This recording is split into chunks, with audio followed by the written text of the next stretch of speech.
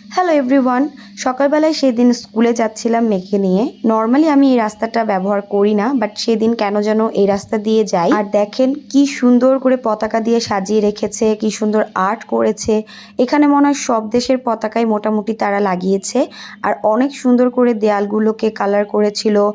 দেখতে এত বেশি সুন্দর লাগছিল। এখানে কি সুন্দর করে সবাইকে এঁকে রেখেছে, এটা দেখে আরো বেশি ভালো লাগছিল।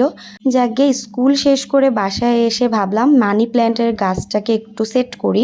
আমার এক আপু এই গাছগুলো আমাকে অনেক দিন হয় দিয়েছে, কিন্তু এগুলোকে ভালো করে সেট করাই হচ্ছিল না।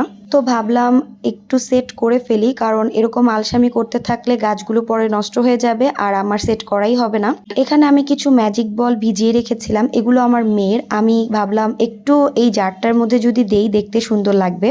এরপর এই যে গাছগুলোকে সুন্দর করে সেট করে ফেলছিলাম। এই গাছটাকে আমি ভাবছি কই সেট করব। এরপর চিন্তা ভাবনা করে ভাবলাম যে এটাকে আমি বেসিনের সামনেই রেখে দিব। এরকম মানি প্ল্যান্টগুলো ঘরের ভেতর থাকলে ঘরের সৌন্দর্য বৃদ্ধি হয় এবং দেখতেও বেশ সুন্দর লাগে। তো এই যে আমি বেসিনের সামনে একটু জায়গা বের করে এখানে গাছটাকে সেট করে নিলাম, দেখতেও বেশ সুন্দর লাগছিল। আর সেট করার সময় আমি ভাবছিলাম খুব তাড়াতাড়ি আমি এখানে কিছু স্টোন, কালারিং যে স্টোনগুলো কিনতে পাওয়া যায় সেগুলো দিয়ে দিব, তাহলে আরও বেশি সুন্দর লাগবে। আর এখানে এই যে আমি একটু রং ঢং করছি, মানে এটা না করলে তো আমার ভালোই লাগবে না। তো এই যে এখানে আমি একটু ঢং করছিলাম। আর এই গাছটা সেট করার পর আমার মনটা অনেক বেশি ভালো হয়ে গিয়েছিল। গাছটা সেট করার আগেই আমি চুলাতে একটু নুডলস বসিয়ে দিয়েছিলাম। এখানে ম্যাগি নুডলস আর অল্প একটু পাস্তা, আর কালকে রাত্রের অনেকটা মাংস রয়ে গিয়েছিল, সেগুলোকে হাড় ছুটিয়ে এখানে দিয়ে দিয়েছি এবং একটা ডিমও ব্যবহার করেছি। দেখতে যদিও জগা খিচুড়ি মনে হচ্ছে, বাট এটা খেতে ভালোই লাগে।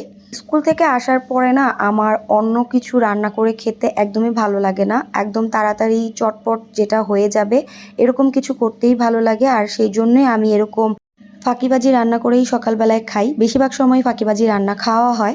এরপরে প্রায় 2-3 ঘন্টা পর আমার মেয়ের টিচার এসেছিল, আর তখন একদম ভর দুপুরবেলা। তো আমি ভাবলাম টিচারকে একটু শরবত বানিয়ে দেই, পাশাপাশি আমাদেরও খাওয়া হয়ে যাবে।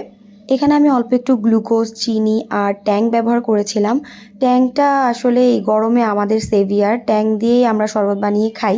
যে পরিমাণ ট্যাংয়ের ভিডিও আমি আমার এই পেজে দিয়েছি, ফ্রিতে ট্যাংয়ের প্রমোশন হয়ে গেছে। ট্যাং কর্তৃপক্ষ যদি আমাকে দেখে তাহলে বলবে এই মেয়ে আমাদেরকে নিয়েই কেন বেশি ভিডিও বানায়। কিন্তু এই ভর দুপুরে শরবতটাই হচ্ছে একদম সেভিয়ার, এটা খেতেও বেশ ভালো লাগে।